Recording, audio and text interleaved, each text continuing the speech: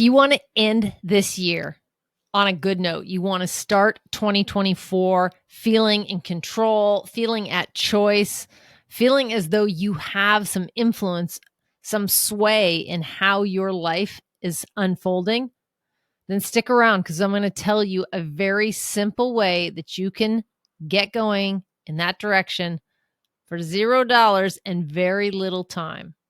My name is Marcell Hansen, and you're listening to Small Habits, Big Changes. Let's dive in.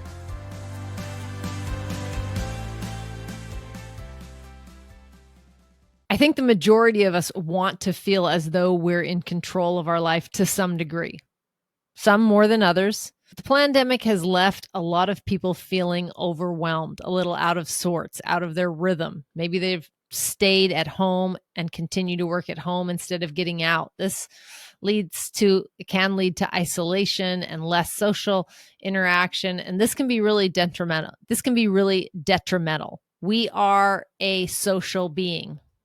We are meant to socialize to some degree. Now, some people love it. They love staying in their home because it provides them with comfort. But growing and comfort are very seldom found together. I'm here to tell you there is a very simple way to take back control of your life, to feel as though you are making progress, and to continue to put one foot in front of the other and gain traction and get to where you want to go.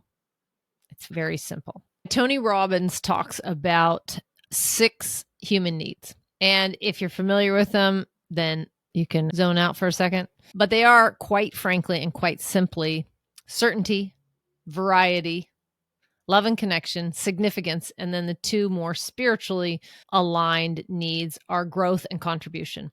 Now, they're very simple and straightforward if you think of what they are. Certainty. Everyone needs a certain amount of assurance to feel as though they are safe. It's part of our reptilian brain. It goes way back in the limbic system. You just cannot live all the time in super overactive flight or fright mode. You just can't. We're not wired that way. Now, the kicker is everybody's a little different. So take a thought right now and think to yourself, like, how much certainty do I need? Because a lot of people, I think, get a bad rap. If you think of somebody who we stereotype people often and use labels like type A personality or OCD or anal retentive or high strung or tightly wound, all these things. A lot of these, I think that probably people over the years have thought of me, which I think can't actually be farther from the truth. However, what we associate with those labels are certain behaviors. And when actuality, if you take a look at what human needs, if we're using the 6 that I just mentioned, people are trying to fulfill. I think it's a lot easier to put yourself in their position and to see that they are doing the best they can to fulfill a need, a real need, not a desire, but a need. So certainty can look like always taking the same route to work. It can look like wearing the same clothes every day. Yes, there's other reasons to, not the exact same, but the same black t-shirt. Steve Jobs is well known for that. He said it just eliminated one decision out of his day. Simple. It also does create certainty in a very fast-moving, innovative world that he lived in. I would imagine that whether he knew it or not, it created it. And that's the other thing. We don't always know that we're fulfilling a need unless we put a spotlight on it. Like finding that dust down on the baseboard. We have to shine a light on our activities and be like, why do I do that? What would be the reason? What's the benefit for me? How do I feel when I do that? Maybe it's taking the same route to work. Maybe it's ordering the same food. Maybe it is wearing the same clothes. Maybe it's putting your books a certain way on the bookshelf. There are so many different ways that we can express ourselves and fulfill those needs for certainty that may look differently on the outside. The same for variety. Everybody has a need for variety. Some people less so than others. Those people that you know that are very spontaneous, that do a lot of things off the cuff, the seat of their pants, more idioms and more labels that we put on people. Lots of times that's because they have a higher need for, they like to travel, they like to try new things. They're always just closing their eyes and putting their finger on a new item on a menu because they're willing to try whatever, because that's their spice of life. That's their variety. Maybe they like adventure and surprise. Maybe they'll base jump or jump out of an airplane or do backflips on off of ramps with their motocross. Like all different kinds of adrenaline brings variety. Okay. When we get into love and connection, it's the reason that we have an run population of cats and dogs and pets. There's nothing that provides more love and connection than a fantastic relationship, and oftentimes with our four-legged friends. Could be a bird or an iguana, a turtle, a rabbit, but they provide a lot of love and connection. They're very soothing, energetically. They can be therapeutic. And so that is why a lot of people run towards relationships and or deep friendships or have, loved ones nearby, or and whether that's two-legged or four-legged. And then significance is interesting. Everyone has a certain need to feel important, to feel significant. And again, some more than others. You see the overinflated, maybe egotistical or show off or very showy, or somebody who's always flexing. They have a need to feel significant, and there's nothing wrong with that.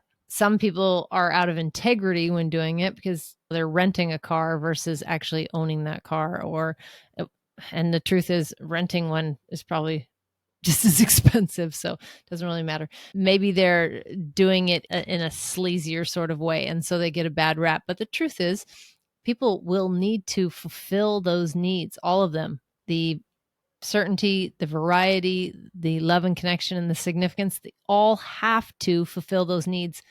And depending on where they fall on their own personal hierarchy, they will do things that sometimes seem out of character. I'll give you an example here in a minute. I do want to say that the toughest of the two to fulfill are certainty and significance. And when those are 1 and 2 of your hierarchy, sometimes you struggle. Love and connection is easy to find. You can find it with yourself if you do the work. You certainly can find it in friendships and family. It's why people gravitate towards certain groups and find camaraderie. And whether you like fishing or bowling, you join a league, you have that connection. Okay. Some people have it with their neighbor. And then again, pets, tons to go around, right? With certainty, we live in a very uncertain world. So plenty of variety. If you just walk out the door, you can get your fill of variety. But certainty is something that you have to work to create. And some people create that in destructive ways. There's a story that I heard years ago, and I always use it when I am sharing about the 6 human needs. And I will get to the 2 spiritual ones in a minute. But those 4 that I've mentioned, if you imagine a young, and I'll use a very stereotypical, but a young boy who might not, maybe he's 10, 11, 12, maybe 14, 15. He might not have a good connection with his parents at home. Maybe they're having issues, and so he feels a little out of sorts. Maybe he runs away. Maybe he falls into friends with the wrong crowd, as people say, and he ends up joining a gang. He's a good kid at heart. He's had a couple rough months. Maybe his parents separated. If you can empathize with someone's perspective and see like he's struggling and he doesn't have an outlet, maybe he doesn't have siblings, or he has a couple sisters he doesn't connect with, or maybe they're older and they've left the house and he's left at home with this broken marriage, this family that's being torn apart, and he's really struggling to feel a sense of significance or a sense of love and connection. Maybe he's struggling to feel a sense of certainty. For that matter, variety. He ends up joining a gang. The gang initiation is that you need to go out and cap somebody in order to be one of them. right? In order to get your jacket, in order to get your teardrop, in order to get in with the brotherhood, to be trusted, to be one of them, you have to go. And this isn't uncommon at all. Actually, gang initiation it's more than like fraternity hazing. They put these young, and they're young too, but the leaders or the big brothers within the group, within the gang, need to test the younger to ensure that he's going to fit in, that they have something in common, right? That they see the world the same, that they can trust that in a situation when they call on someone, he'll step up to the plate. So this kid comes from middle America, middle class. He's not what you would expect to be like a thug, and he knows right from wrong. But in this instance, he is lacking these needs: love and connection, significance. He doesn't feel important. He doesn't feel like he has anybody to talk to. These guys will take him in, but all he has to do is commit this one act that goes against everything that he believes. It doesn't matter, because if he can be convinced, which he sees these brothers have a love for one another, and they do, they have each other's back. There is certainty in their behavior. They behave a certain way. They wear a certain color. They flash a certain color. They wear a certain jacket. They drive a certain type of car. It's certainty. Significance is that they will recognize him as being a valuable part of this group. And along with connection, he will have a new set of brothers. It may not seem like the love that a nurturing family could provide, but I don't begin for a second to question the bond that is made with the misfits that join a group, regardless of what type of group it is. So he does the deed despite the fact that he knows it's wrong, despite the fact that he's taking the life of an innocent person, despite the fact that he's never so much as been in trouble or walked on the dark side. He does it because his needs drive him. And as humans, we are driven by those 4 needs. And he's in the gang. He's got his certainty. He certainly has variety, because all kinds of stuff comes up. One day he could get caught and they could all go to jail, go to juvie. They themselves can get shot. They could have rival gangs. All kinds of things happen variety-wise. The love and connection is there. It may not feel like love at the beginning, but they are connected by their action, by their portrayal to the outside world. And the significance is there because he's done his deed and he is one of them. They hold a place for him. He has earned his place in that group. And people would be like, oh, he's so far gone, or he's a murderer, he's a killer, whatever you want to label it as. And the truth is, he's fulfilling his needs. Now, where does it end? For some, it doesn't end at all. They're driven their whole life to fulfill their needs, and hence they are unfulfilled. It's probably a lot of the reason why when prisoners are released from long-term penitentiary stays, they don't do well. They have a record, and that doesn't bode well in most employment situations, but they could always start their own business, right? But they've lost so much. Yes, they have gained freedom, so to speak, but they've lost the connection of those who found them significant at whatever level. They've lost the certainty of whatever, 2-3 square meals a day, certain drills up at a certain time, out in the yard at a certain time, back at a certain time, training at a certain time. There's a lot of structure that provides a lot of necessity, a lot of met needs inside. And so I get it. It can be really hard on the outside. I get it as much as I possibly could. I've never been to jail, so I don't know there.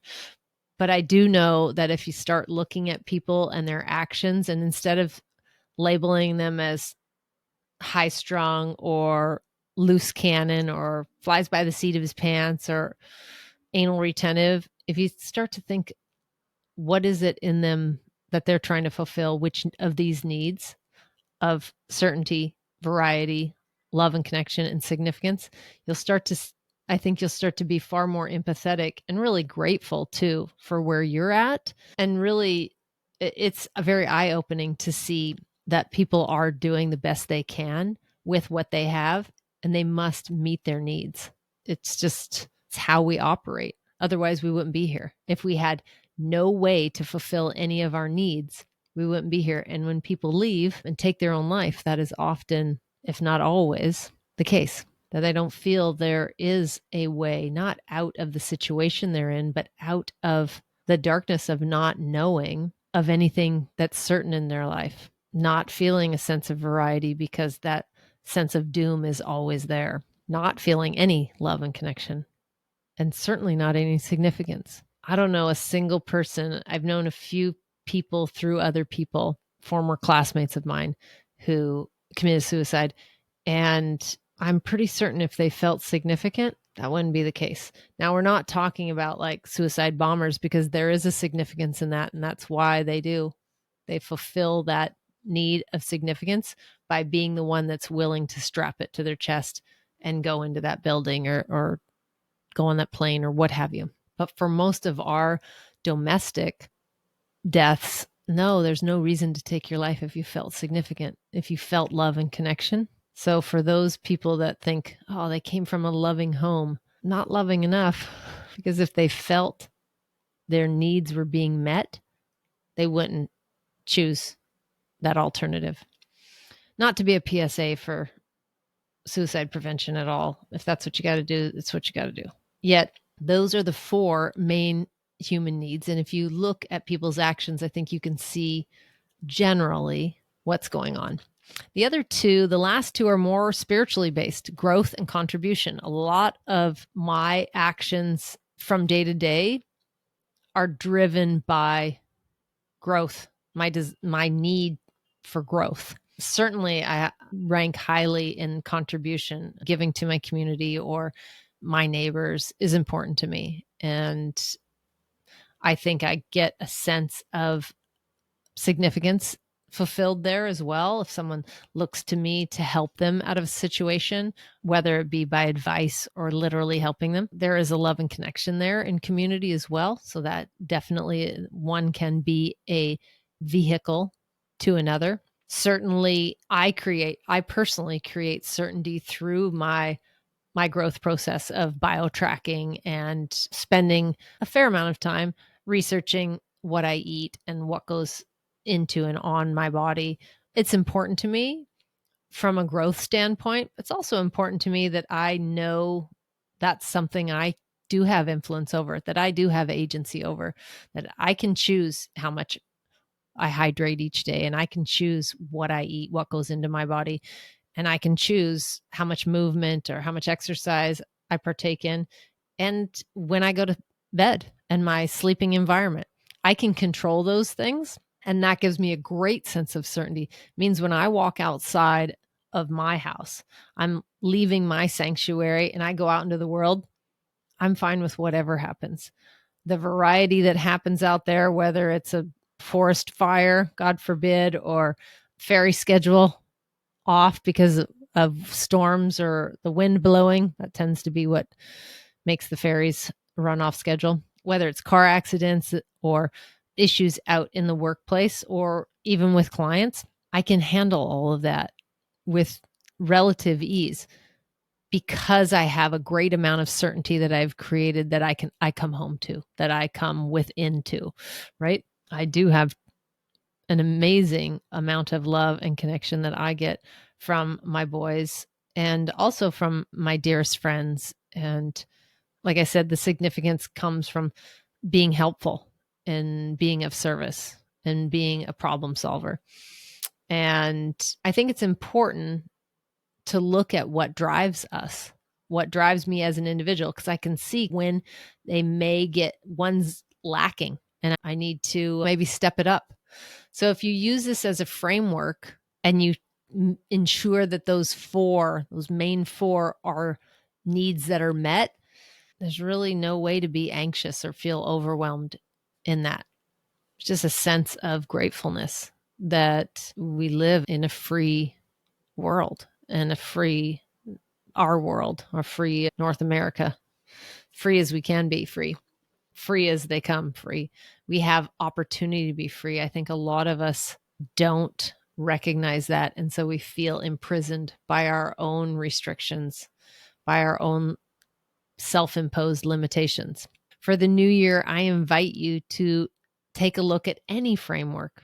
You can look at the elements. You can look at the 6 human needs. You can look at the 5 love languages. You can look at the DISC assessment. You can look at something like Myers-Briggs or Enneagram or a number of different blueprints, protocols that have designed labels to put people into boxes.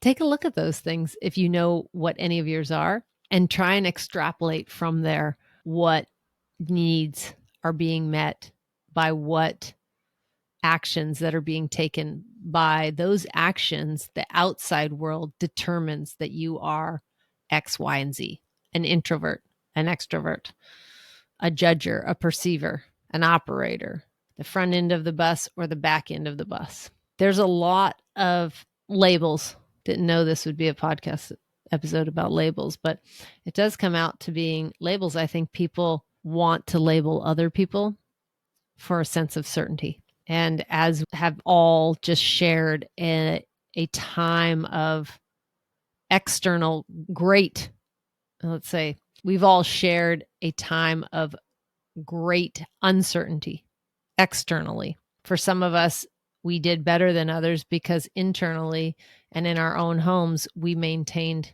a nice structure that gave us the freedom to feel at ease, not overwhelmed by what was being dictated outside of our homes.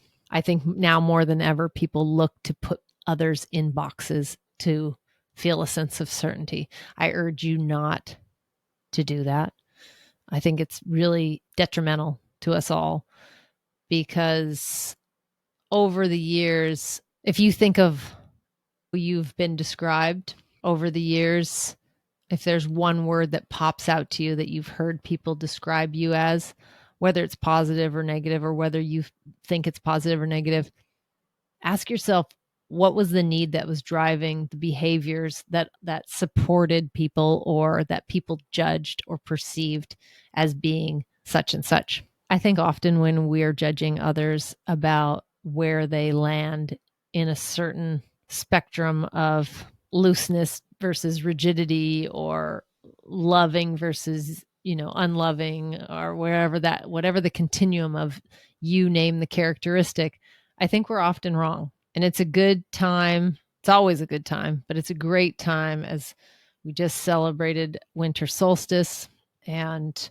Hanukkah and Christmas, probably some Kwanzaa celebrators out there, as we just celebrated a beautiful time of year, as the days are getting lighter and lighter, and we're going into soon the Lunar New Year. What I celebrate, the Chinese New Year, is going to be upon us here in another 5 weeks or so. As we go into this kind of changing of the tide, you'll feel the mass consciousness sort of lift and rise and want something more. They're trying to fulfill their needs. It's a great time to be introspective and to focus on yourself, because the only business you're in is your own. So let people do what they're going to do. Focus on yourself for this coming year. Focus on bettering yourself, on self-growth, on taking care of yourself, not just by hydrating and moving and eating well and going to bed at a decent hour. And for those of you who don't know decent, it's between 9 and 10. But at looking at your emotional fitness as well. How much are your needs being met right now? Are they being met by the job you have, by the work you're doing, by the passions you have, by the side hustle, by the relationships, by the connections, the friendships? Whatever you're doing, are your needs being met? Are your needs for certainty being met? Are your needs for variety being met? Your needs for love and connection, your needs for significance. And if you keep going, your needs for growth and contribution, are they being met? Because if they're not being met, this is a time for you to interject. You're the director. You get to step in and say, hey, okay, hold up. This isn't working for me. You're talking to yourself anyway, so it doesn't matter what you say. It isn't working for me. You can change all of these things, and you can start immediately. You've learned so much if you've been following along over the several months of episodes here. You know that you can create healthy habits, that tracking is essential, that there are 100 different things that you could do to get back into your body, into your cognitive state, align those, synchronize, be in congruency with your actions and your words and your thoughts. So many things that I've shared. If you're still struggling, I invite you to shoot me a text. I have a growing wellness community that is by text. Your texts come directly to me. No one else sees them. The number is 206-483-2960. It's also on the outro. Feel free to leave a comment down below if you're on YouTube. But if you have any questions, you are struggling, there's at least one person out there who finds you significant and that you just got an invitation to connect with, and that you probably will experience some variety in our connection. And you can be certain of one thing. You can be certain of one thing. You send a text to me and I will reply. So there you go. Your needs can be met in this one tiny action. Text and see. So much greatness coming up into the next year. I hope you'll stick around, come back. And if this episode touched you in any way, please do share it with someone you love. Stay safe. Be gentle with yourself. Track those new habits. And we will see you in the new year. Be well. Thank you so much for listening today. If you feel any part of this episode resonated with you, then please consider sharing it with a friend who may also find value in it. And remember to hit that subscribe button if you haven't already. And before you go, did you know we have a fantastic free text community? If you want more bite-sized health hacks and reminders delivered directly to your phone, absolutely free, then text keyword YES to 206-483-2960. Again, that's keyword YES to 206-483-2960. And we'll see you on the inside.